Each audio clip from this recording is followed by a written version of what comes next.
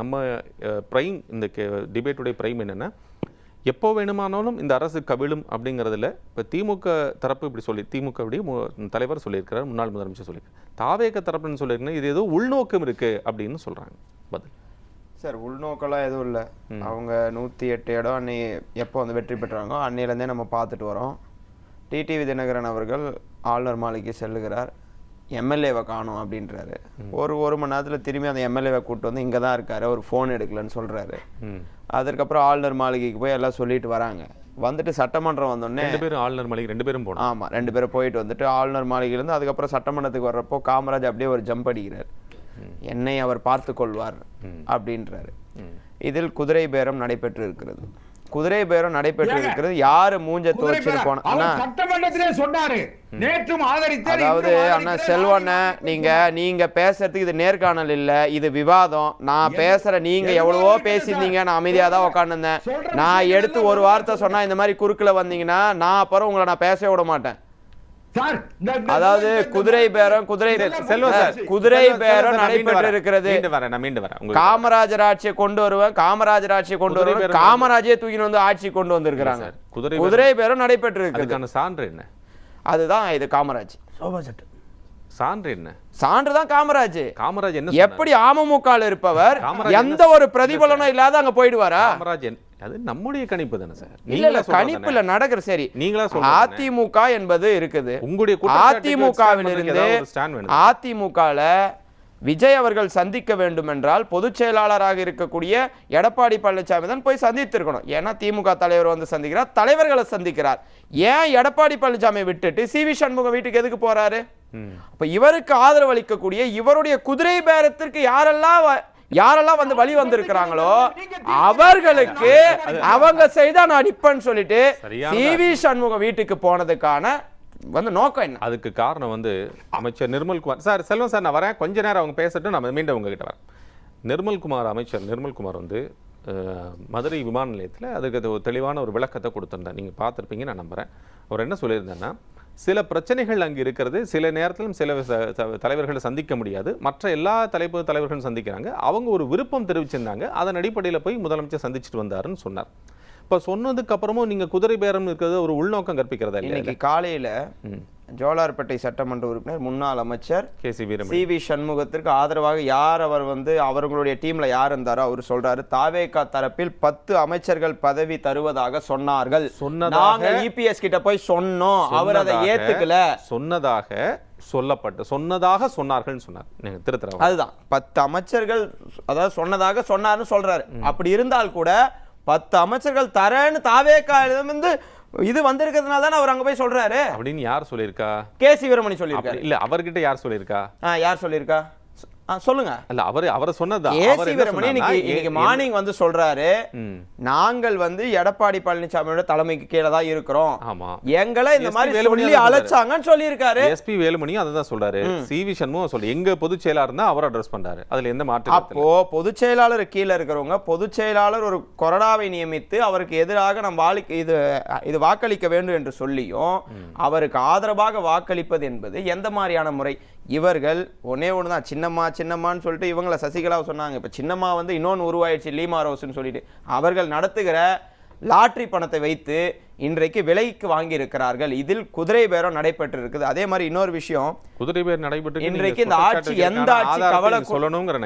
எந்த ஆட்சி கவிழக்கூடாது என்று திமுக நினைத்ததோ, திமுக தோழமை கட்சிகள் நினைத்ததோ, அந்த தோழமை கட்சியை சார்ந்த அண்ணன் ரவிக்குமார் இன்னைக்கு சொல்லி இருக்கிறாரு, முதலமைச்சர் அதிமுக எம்எல்ஏக்களை அதாவது மினிஸ்ட்ரியில சேர்க்க விரும்பினால் அரசியலமைப்பு சட்ட ரீதியாக மிகவும் தெளிவான ஒரே வழி, அந்த சட்டமன்ற உறுப்பினர்கள் தங்கள் பதவியை ராஜினாமா செய்து முறையாக தாவேகா கட்சியில் இணைத்து இடைத்தேர்தல்கள் மூலம் தேர்ந்தெடுப்பதே ஆகும் அப்படின்னு சொல்லியிருக்காரு.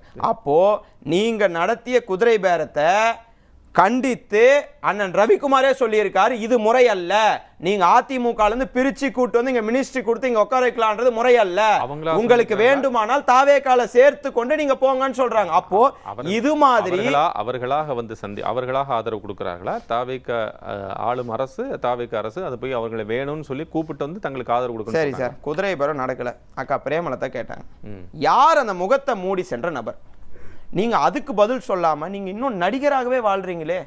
குதிரை வேகத்தில் போகிற அரசு, குதிரை பேரம் அரசு இல்ல. இந்த டைலாக் யார் கேட்டது? முகத்தை மூட்டு போனது நீங்க தானே யார்? கேட்டீங்க. நீங்க முதலமைச்சர்.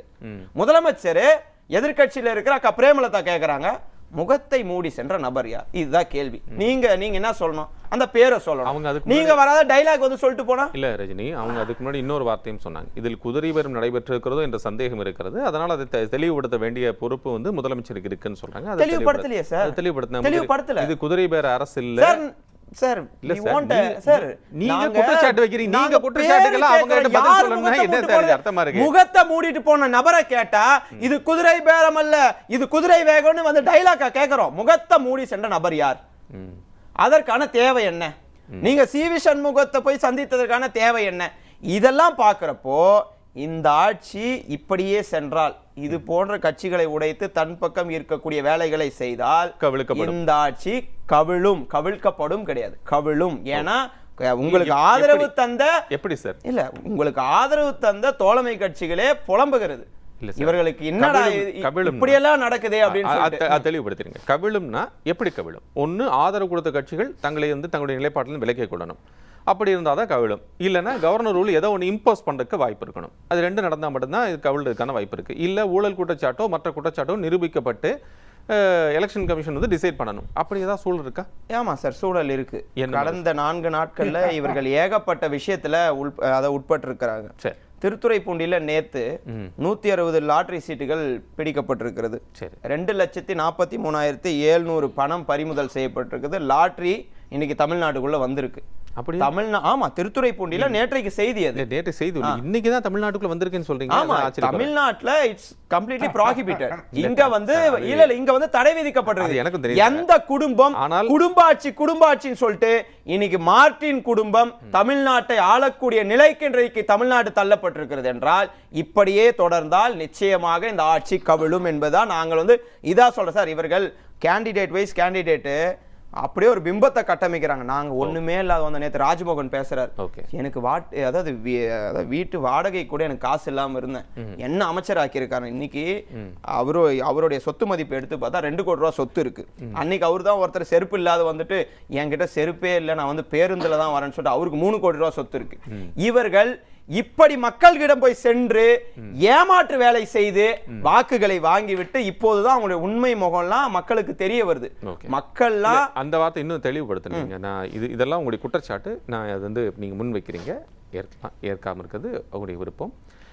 நான் என்ன கேட்குறேன்னா, இப்போ நீங்கள் கவிழும் அப்படின்னு சொல்கிறீங்களே, கண்டிப்பாக கவிழும்னு சொல்கிறீங்க, அது எப்படின்னு கேட்குறேன். அப்போ யாராவது ஆட்சியை வந்து வாபஸ் வாங்கிடுவாங்களான்னு தான் கேட்குறேன். அப்போ கூட்டணி கட்சிகளுக்கு அந்த மாதிரி வாபஸ் வாங்குறதுக்கு வாய்ப்பு இருக்கா?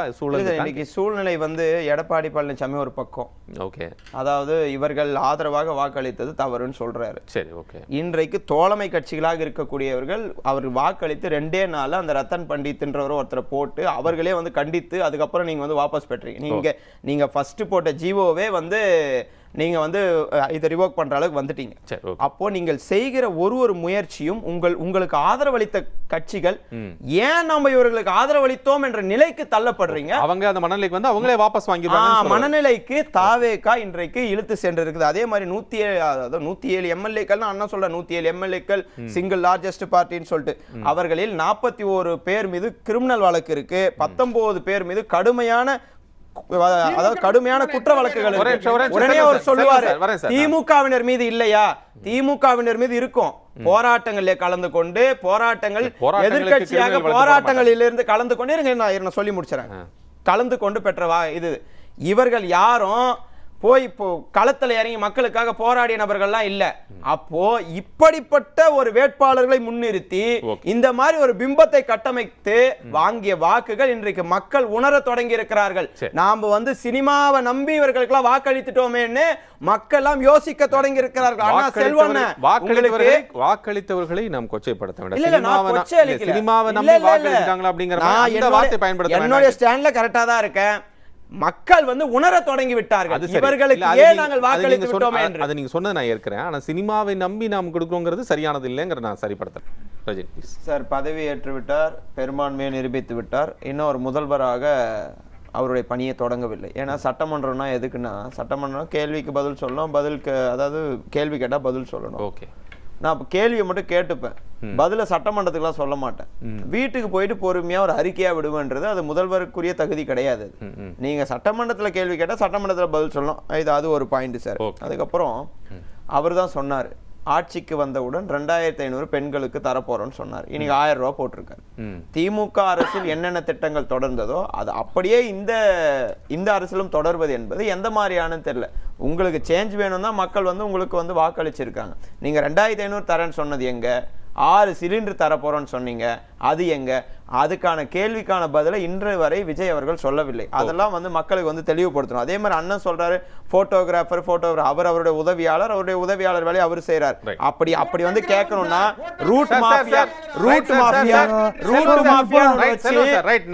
ரூட் மாஃபியான்றதை ஒன்று உருவாக்கிய ஜெகதீஷ் யாரு? அந்த ஜெகதீஷ் என்பவர் 300க்கும் மேற்பட்ட வாட்ஸ்அப் குரூப்களை உருவாக்கி அவர்களெல்லாம் செஞ்ச வேலை என்ன?